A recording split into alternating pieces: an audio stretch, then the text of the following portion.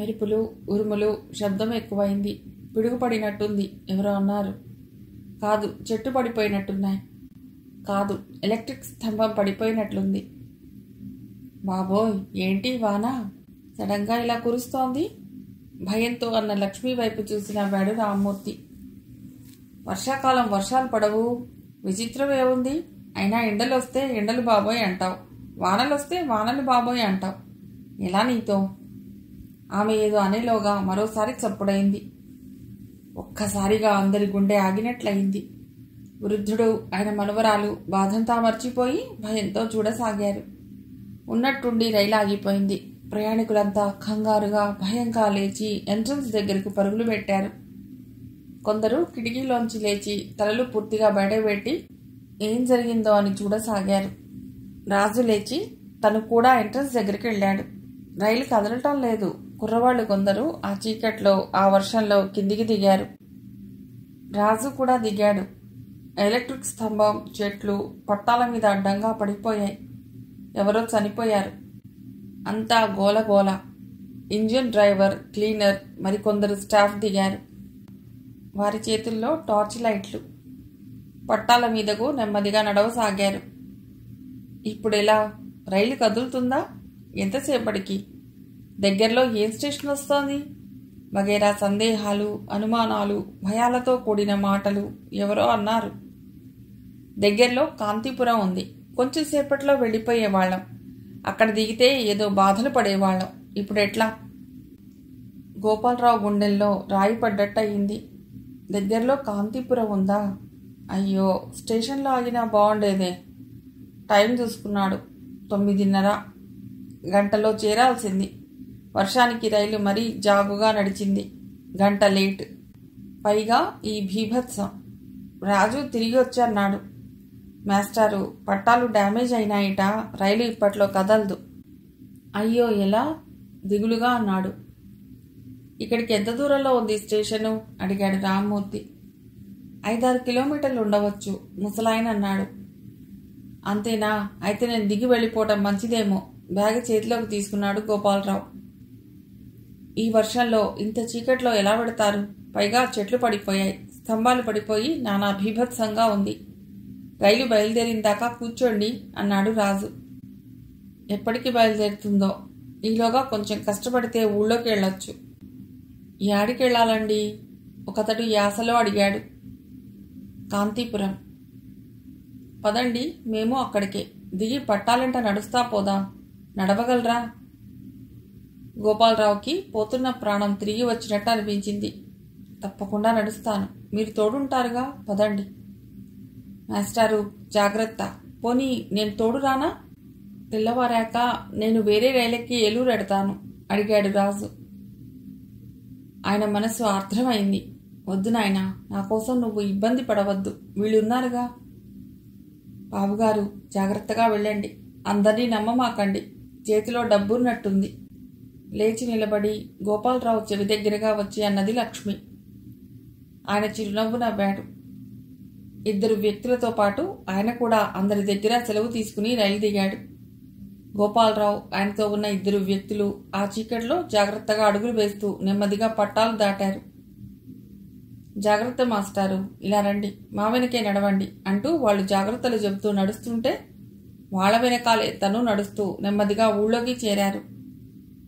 గోపాలరావు చెప్పడం ఆపేశాడు.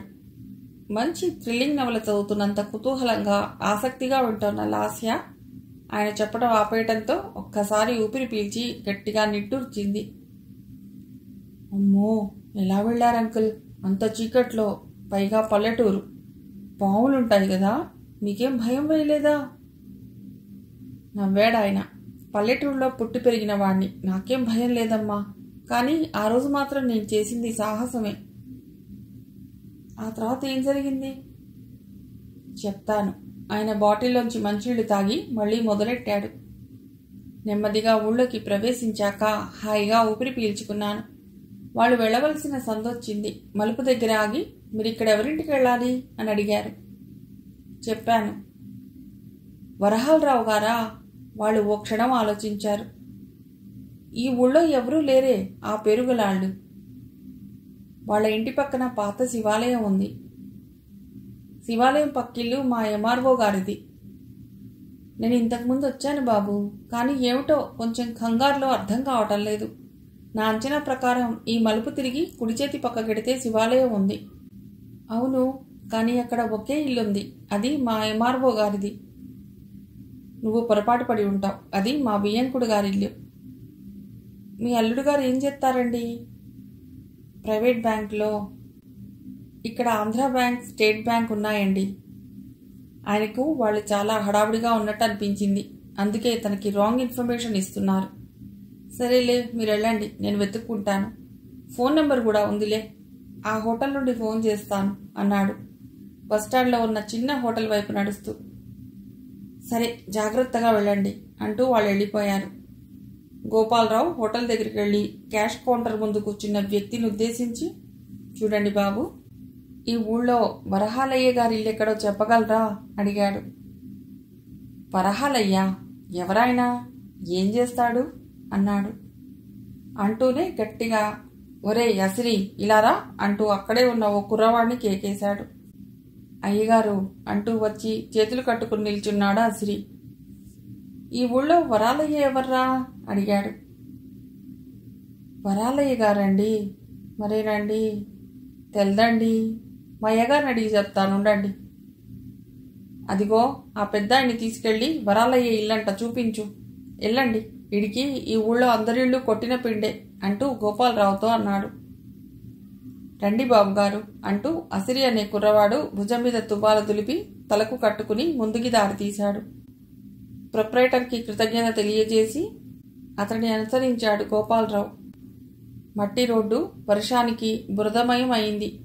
అసిరి వంటి మీద లాగు బనియను ఉన్నాయి. తలకి తుండుగుడ్డ. ఆ దారి బాగా అలవాటైన వాడిలా చురుగ్గా అడుగులేస్తున్నాడు.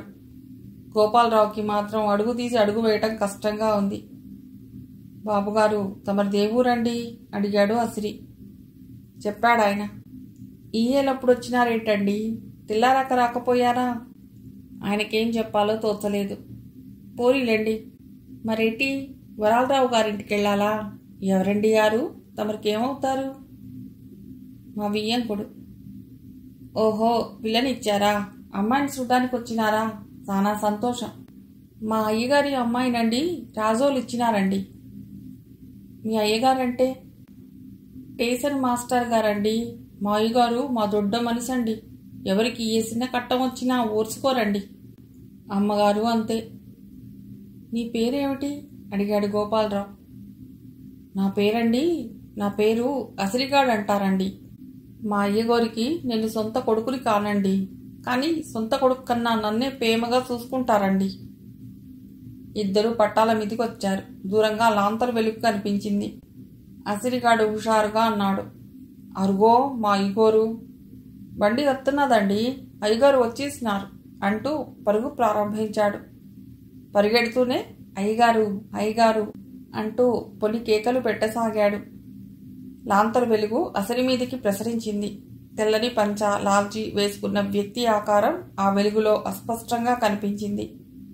అసిరిగాడు పరిగెత్తుకుంటూ వెళ్లి ఆయాసంతో వగురుస్తూ, మన ఊళ్ళో వరాలయ్య గారు ఎవరండి అడిగాడు. ఏమో, ఎందుకు? నువ్వెక్కడికి వెళ్ళావు ఇంతసేపు? చిట్టెబ్బాయి ఇంకా రాలేదు, లేట్ అయింది. ఏటా అని చూస్తున్నాను. అప్పటికి గోపాలరావు వాళ్ళని సమీపించాడు. అయ్యగారు, ఈ అయ్యగారికే వరాలరావు గారు కావాలిటండి. నమస్కారం అండి, నా పేరు గోపాలరావు అంటూ తనని తాను పరిచయం చేసుకుని తాను ఆ ఊరు వచ్చిన విషయం చెప్పాడు.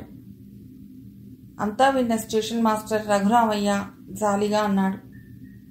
ఇది కాంతీపురం కాదండి, కాంతీపురానికి ఏ రైలు వెళ్ళదు. ఇక్కడ నుంచి 30 కిలోమీటర్లు ఉంది. బస్సులో వెళ్ళవచ్చు, కానీ ఇప్పుడు బస్సులు లేవు. తెల్లవారాక 5ంటికి ఉంది ఫస్ట్ బస్. గోపాలరావు గారి సర్వనాడులు కుంగిపోయాయి. అయ్యో అనే పదం ఆయన నోటి నుండి అప్రయత్నంగా వచ్చింది. పిల్ల పెళ్లి మాటలు మాట్లాడటానికి మా తమ్ముడితో పాటు కారులో వచ్చాను ఏడాది క్రితం. 7వ వర్షం, రైలాగిపోవటం. ఈ కంగారులో అందరూ ఇదే కాంతీపురం అంటే దిగిపోయాను. నాతో పాటు మరో 2 కూడా వచ్చారు. వాళ్ళు కూడా ఇది కాంతీపురం అనే అన్నారు. ఈ ఊరి పేరు క్రాంతిపురం. కాంతిపురం కాదు. వాళ్ళకి నోరు తిరక్క కాంతిపురం అంటారు. ఒకప్పుడు ఈ ఊరు బాగా వెనకబడి ఉండేది. ఎలక్ట్రిక్ లైట్లు, టెలిఫోన్ తీగలు ఏవీ ఉండేవి కాదు. రోడ్లు కూడా చాలా దారుణంగా ఉండేవి. 5-6 ఏళ్ల క్రితం జన్మభూమి పేరుతో మా ఊరి వాళ్ళంతా కలిసి బాగా అభివృద్ధి చేశారు. ఇప్పుడు పంచాయతీ, మున్సిపల్ స్కూలు, బ్యాంకులు, పోస్ట్ ఆఫీసులు అన్నీ ఉన్నాయి. ఊళ్ళో తార్ రోడ్డు కూడా ఉంది. ఆ తర్వాత దీనికి క్రాంతిపురం అని మా ఊరి వాళ్లే నామకరణం చేశారు. రాఘవయ్య వివరించాడు. అలాగా, మరి ఇప్పుడెలా? నేను బస చేయటానికి ఈ రాత్రికి నాకేదన్నా సత్రం దొరుకుతుందా? ధైర్యం సన్నగిల్లిపోతుంటే బలవంతంగా కూడగట్టుకుంటూ అడిగాడు గోపాలరావు. మీరేం బాధపడకండి. ఇప్పుడు 11 అవుతోంది. ఎక్కడికెడతారు? రండి, మా ఇంటికి వెళదాం. 4 మెతుకులు తిని పడుకుంటే తెల్లవారగానే వెళ్ళొచ్చు. ఒరే అసిరి, అయ్యగారి చేతిలో బ్యాగ్ అందుకో. వద్దండి, మీకు శ్రమ, మొహమాటంగా అన్నాడు. శ్రమేమిటండి? మనిషికి మనిషి సాయం చేసుకోవటం శ్రమ. రండి రండి అంటూ ముందుకు నడిచాడు పట్టాల మీదుగా. అసిరిగాడు బ్యాగియ్యండి అయ్యగారు అంటూ చేతులు చాపాడు. ఆయనకి భయం వేసింది. కొత్త ఊరు, మనుషులు కొత్త.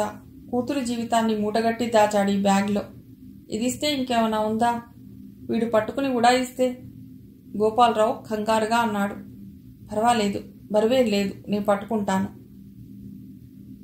ఏటండి అయ్యగారు ఇంత మొహమాట పడతారు? ఇయ్యండి అంటూ బలవంతంగా ఆయన చేతిలోంచి బ్యాగ్ లాక్కుని 2 చేతులతో గుండెనికి ఆనించుకుని రాజాలా నడవసాగాడు అసిరిగాడు.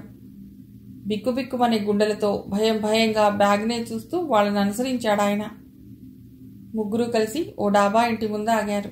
స్టేషన్ మాస్టారికి రైల్వే వాళ్ళిచ్చిన క్వార్టర్. తడిక గేటు, చుట్టూ కాంపౌండ్ వాల్, చక్కటి మొక్కలు, పెద్ద అరుగు, సిమెంట్ రంగు తలుపు. లోపలికి వెళ్ళటానికి 4 మెట్లు. మెట్ల మీద నిలబడి శాంత అని పిలిచాడు రఘురామయ్య. 50 ఏళ్ల స్త్రీ బయటకు వచ్చింది. ఆవిడ చేతిలో నీళ్ల చెంబు ఉంది.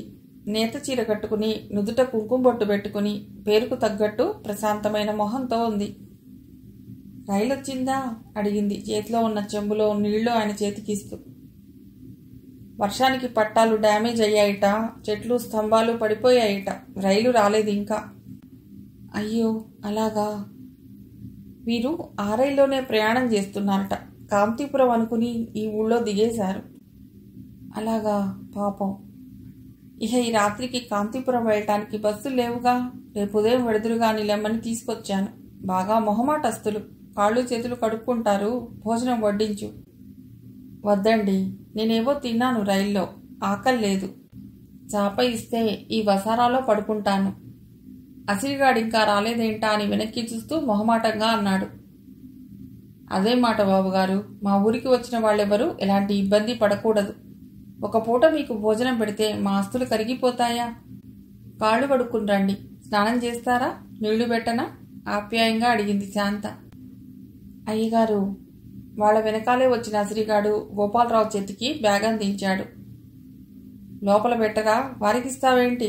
వారిక విశ్రాంతి తీసుకుంటారు గదివాడు రఘురామయ్య.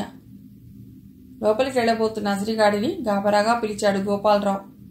పర్వాలేదు బాబు, ఇలా ఇవ్వు, నా దగ్గర పెట్టుకుంటాను. వద్దండి, మా అయ్యగారు మళ్ళీ నన్ను కేకలేస్తారండి. లోపలెడతాను అంటూ మెట్లెక్కాడు అసిరిగాడు. మాస్టారు, కాళ్ళు కడుక్కోండి. చెంపుతో గాబులో నీళ్ళిచ్చాడు రఘురామయ్య. అమ్మగారు, బ్యాగ్ ఎక్కడెట్టను? లోపల నుంచి గట్టిగా అరిచాడు అసిరి. వీడి దుంపతేగా, ఓ చిన్న బ్యాగ్ జాగ్రత్త చేయటానికి ఎంత హడావుడి చేస్తున్నాడో. నువ్వు వెళ్ళి బ్యాగు జాగ్రత్త చేయి శాంత, నవ్వుతూ అన్నాడు రఘురామయ్య. అలాగే. శాంత లోపలికి వెళ్ళబోతుంటే గోపాలరావు కొంచెం ప్రాధేయపూర్వకంగా అన్నాడు. అమ్మా, ఆ బ్యాగు జాగ్రత్త. రఘురామయ్య, శాంత ఆయన మాటలకి విచిత్రంగా చూశారు. తర్వాత ఒకరి మొహం ఒకరు చూసుకున్నారు. గోపాలరావు కాళ్ళు కడుక్కుంటుంటే శాంత మౌనంగా లోపలికెళ్ళి బ్యాగ్ దాచిపెట్టి చేతిలో టవల్ తీసుకొచ్చింది. గోపాలరావు కాళ్ళు చేతులు కడుక్కుని చల్లటి నీళ్లు కళ్ళ మీద చల్లుకున్నాడు. హాయిగా అనిపించింది.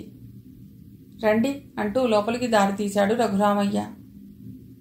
ఇద్దరికీ పీటలేసి స్టీల్ కంచాల్లో వేడివేడి అన్నం, బంగాళాదుంప వేపుడు, కందిపొడి, ఆవకాయ, చారు, పెరుగుతో భోజనం పెట్టింది శాంత. మరొక ఆకులో కూడా అన్నం అధరువులు పెట్టి పెరటి వసారాలో పెట్టి, అసిరి నువ్వు కూడా రారా భోజనానికి అని పిలిచింది. అసిరిగాడు కాళ్ళు చేతులు కడుక్కునొచ్చి కూర్చున్నాడు. ఇతనెవరు అడిగాడు గోపాలరావు కుతూహలంగా అసిరిని చూస్తూ. వాడొక వెర్రిబాగుల వాడు. దాదాపు 15 ఏళ్ల క్రితం మేము తిరుపతి వెళ్ళాం. కాలినడకన కొండ ఎక్కుతుంటే అక్కడ మెట్ల మీద ఆకలితో నకనకలాడుతూ కళ్ళు తిరిగి పడిపోయి ఉన్నాడు ఓ 10 ఏళ్ల కుర్రవాడు. మా దగ్గర ఉన్న పెరుగన్నం పెట్టి లేవదీసి వాడి తాలూకా వాళ్ళెవరన్నా ఉన్నారేమో అని చూస్తే చుట్టుపక్కల ఎక్కడా ఎవరూ కనిపించలేదు. వాడు పేరు చెప్పడు, తల్లిదండ్రులు ఎవరో చెప్పడు, ఎక్కడి నుండి వచ్చాడో చెప్పడు. మాకేం చేయాలో తెలియలేదు. సర్లే మాకెందుకని వెళ్ళిపోతుంటే మా వెనకాలే వచ్చాడు. ఆనాటి నుండి ఈనాటి దాకా ఆ కుర్రవాడు మమ్మల్ని వదల్లేదు, మేము వాడిని వదల్లేదు. వాడే వీడు. ఎందుకు పిలిచానో ఎలా పిలిచానో ఓసారి అసిరి అని పిలిచాను. అప్పటి నుండి వాడి పేరు అదే అయింది. నాకు తోడుగా అన్ని పనులలో సహాయంగా ఉంటాడు. చిన్నప్పుడంత బుద్ధిమాంద్యం లేకపోయినా వాడికి తెలివితేటలు మాత్రం లేవు. పిచ్చి మాలోకం. వాళ్ళ పెద్ద మనసుకి జోహార్లు అర్పించకుండా ఉండలేకపోయాడు గోపాలరావు. ఎంతమంది పిల్లలు అడిగాడు. మాకొక అమ్మాయి ఒక అబ్బాయి. అమ్మాయి పెళ్లి చేశాం గతేడాది. అబ్బాయికి చదువు ఇంకా వంటబట్టలేదు. డిగ్రీతో 6 ఏళ్లుగా కుస్తీ పడుతున్నాడు. వాడి భవిష్యత్తు ఇంకా తేలలేదు. అల్లుడు గారు ఏం చేస్తున్నారు? ఏలూరులో గవర్నమెంట్ కాలేజీలో లెక్చరర్. ఇంకే మంచి సంబంధం అన్నమాట. ఏ మంచో. మేము మంచనే అనుకున్నాం, కానీ ఇప్పుడు అనిపిస్తోంది. వట్టి డబ్బు మనిషి. పెళ్లికి 50,000 కట్నం కింద ఇచ్చాం. కాపురానికి పంపించేటప్పుడు స్కూటర్ అడిగితే కొనిచ్చాం. కలర్ టీవీ, వాషింగ్ మిషన్ అడిగారు, కొనిచ్చాను. మళ్ళీ ఇప్పుడు 25,000 కావాలని కబురు చేశాడు. 2 రోజులైంది. ఉద్యోగాల మీద నెల జీతాల మీద ఆధారపడి బతికే వాళ్ళకి ఇలా వేలకి వేలు ఎక్కడి నుంచి వస్తాయి చెప్పండి. నాలాంటి బాధితులు ఈ సమాజంలో ఇంకా ఉన్నారన్నమాట అనుకున్నాడు గోపాలరావు. దంపతుల మీద జాలితో గౌరవంతో ఆయన మనస్సు ఆర్ద్రమైంది. ఇంటింటికో కథ, గుండె గుండెకో వ్యధ అనుకున్నాడు. మీరేం చేస్తుంటారు మాస్టారు? వాతావరణం తేలిక చేస్తూ అడిగాడు రఘురామయ్య. మున్సిపల్ స్కూల్లో చరిత్ర మాస్టార్ని. అలాగా. ఎంతమంది పిల్లలు? ఒకే అమ్మాయి. 4 పిల్లలు పోయారు. అయ్యో అలాగా. సానుభూతి చూపిస్తూ కందిపొడి అన్నంలో నెయ్యి వేసింది శాంత. పోనీలేండి, ఉన్న ఒక్క కూతురు బాగా చదువుకుని సుఖంగా ఉంటే చాలు. గోపాలరావు మొహం లానమైంది. సుఖంగా ఉండాలని తన తాపత్రయం. కానీ తెల్లవారితే గాని దాని భవిష్యత్తు అటో ఇటో తెలియదు. అన్యమనస్కంగా కంచెల్లో చేయి పెట్టుకుని కూర్చున్న గోపాలరావు వైపు చూస్తూ అన్నాడు రఘురామయ్య. అదేమిటి, ఏమీ తినటం లేదు? గోపాలరావు ఉలిక్కిపడి, ఇక చాలండి, పొద్దుపోయింది కదా, తినలేను అన్నాడు. అన్నయ్య గారేదో చింతలో ఉన్నట్టున్నారు అన్నది శాంత. చింతే ఉందమ్మా, మీలాగే నేను సామాన్యుడినే. అల్లుడి కోరికలు తీర్చడానికి అల్లల్లాడుతున్న అభాగ్యుణ్ణి. ఏం జరిగింది మాస్టారు? ఇంత రాత్రివేళ ఈ వర్షంలో పల్లెటూరికి బయలుదేరిన మీ తీరు చూస్తుంటేనే అనిపిస్తోంది ఏదో ముఖ్యమైన పని మీద వచ్చారని. మేము తెలుసుకోవచ్చా? అయ్యో ఎంత మాట! అర్ధరాత్రి వేళ అపరిచితుడనైన ఈ బాటసారిని ఆదరించి ఆప్యాయంగా అన్నం పెడుతున్న అమృతమూర్తులు మీకు చెప్పటానికే. మా అల్లుడు ప్రైవేట్ బ్యాంకులో ఉద్యోగం చేస్తున్నాడని చేశాను. బ్యాంకు నష్టాల్లో పడిందని మూసేశారు. ఏదో వ్యాపారం చేస్తాను, 1,00,000 రూపాయలు తీసుకురమ్మని అమ్మాయిని పుట్టింటికి పంపించాడు. అయ్యో ఎంత పని జరిగింది! ఇప్పుడెలా? ఏం చేస్తున్నారు? ఏం చేస్తానమ్మా, డబ్బు కోసం కూతురి కాపురం చెడగొట్టలేనుగా. ఉన్న ఒక ఇల్లు కుదవ పెట్టుకుని అప్పివ్వమని ఓ మిత్రుడిని అడిగాను. ఇల్లొద్దు, 25,000 ఉంది, తీసుకెళ్ళండి అంటూ 25,000 ఇచ్చాడు. మరో 25,000 నా భార్య మెళ్ళో నగలమ్మి సమకూర్చుకున్నాను. 50,000 తీసుకుని అతని కాళ్ళ వేళాబడి కనికరించమని అడగటానికి ఎడుతున్నాను. ఉన్నవాళ్లు 50 లక్షలు మేడలు, కార్లు ఇస్తున్నారు. వాటికి బహుమతులని పేరు పెట్టుకుంటున్నారు. కానీ మనం శక్తి లేక అప్పులు చేసి కోరికలు తీర్చవలసి వస్తోంది. పట్నాల్లో ఉన్నవారికే తప్ప మారిన సమాజం ప్రభావం పల్లెటూరి వారి జీవితాల మీద పడదేమో అన్నది శాంత. లేదమ్మా, అంతా భ్రమ. పట్టణాలలో మేడిపండు మార్పు. అందరూ చదువుల కోసం, ఉద్యోగాల కోసం విదేశాలకు వెళుతూ బాగా డబ్బు సంపాదిస్తున్నారు. సంపాదించిన డబ్బు ఏం చేయాలో తెలియక సంఘ సంస్కర్తలు, అభ్యుదయవాదులు, మూఢాచారులు మూఢనమ్మకాలు నమ్మి వేటినైతే రూపుమాపి సమాజంలో అణగదొక్కాలో వాటిని మళ్లీ పెకిలించి వేడుకలు, గెట్టుగెదర్లు అని కొత్త పేర్లు పెట్టుకుని సమాజంలో వ్యాపింపజేస్తున్నారు. పట్నాల్లో కంప్యూటర్ విద్యలు, ఆధునిక టెక్నాలజీ, ఇంటర్నెట్లు, ఈమెయిల్లు, అమెరికా డాలర్లు, విదేశీ చదువులు ఇవి మాత్రమే సాధించిన అభ్యుదయానికి చిహ్నాలుగా మిగిలాయి. కానీ ఆనాటి ఆహారాలు, సాంప్రదాయాలు సరదాల పేరుతో, వేడుకల పేరుతో ఎక్కడ చూసినా విశృంఖలంగా నాట్యం చేస్తున్నాయి. అవును, ఆ మధ్య మా మరిదిగారు అమ్మాయి పెద్ద మనిషి అయిందని హోటల్లో ఫంక్షన్ ఏర్పాటు చేశారట. 50,000 ఖర్చు పెట్టి చాలా ఆడంబరంగా, అధునాతనంగా సంబరం జరుపుకున్నారట. ఇది పట్నాల్లో సాధించిన ప్రగతి, నవ్వింది శాంత. మా అమ్మాయి పెద్ద మనిషి అయినప్పుడు పేరెంటం చేస్తానన్నా వద్దని, పబ్లిసిటీ ఇవ్వద్దని గోలగోల చేసింది. మరి పట్టణాల్లో డబ్బున్న వాళ్ళు చేసే ఆడంబరం పబ్లిసిటీ కాదు. ఇలా వాళ్ళు ముగ్గురు కబుర్లు చెప్పుకుంటూ భోజనాలు ముగించి పెరట్లోకి వచ్చారు. పెరట్లో వసారాలో ఉన్న నవారు మంచం వాలుస్తూ అడిగింది శాంత. బాబుగారు ఇలా పడుకుంటారా, లోపల వేయమంటారా? అబ్బే, లోపలెందుకమ్మా, ఇక్కడే వేయండి. వర్షం తగ్గి చల్లగా హాయిగా ఉంది.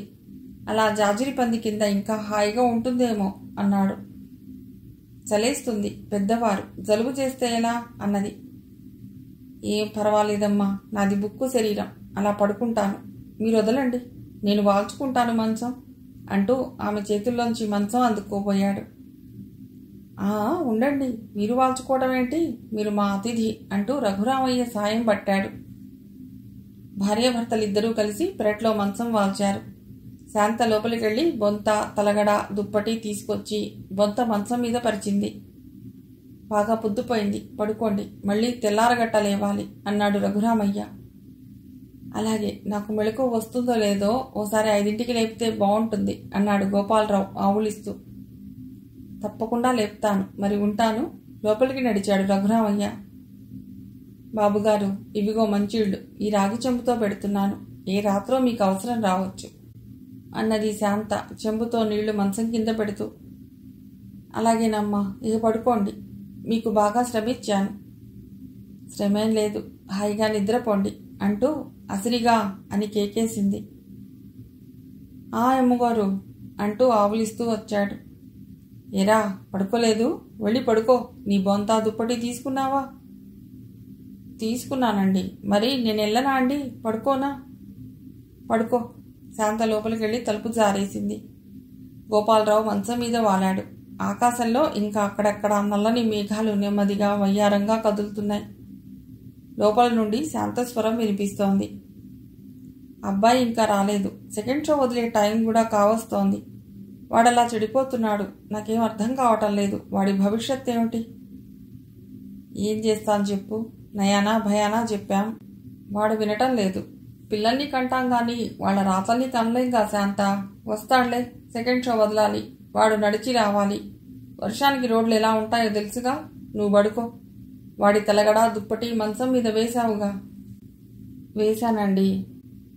ఇంకే, అసిరిగాడు చూసుకుంటాడులే. ఏమిటో వీడిలా తయారయ్యాడు. అమ్మాయి జీవితం అలా ఉంది.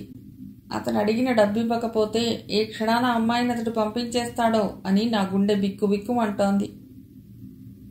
అంతా దేవుడి మీద భారం వేద్దాం, ఆయనే చూసుకుంటాడు. సన్నగా నిట్టూర్చిందావిడ. గోపాలరావు గుండె తరుక్కుపోయింది. పాపం ఏమిటో ఈ వయసులో ఈ దంపతులకి మనోవేదన.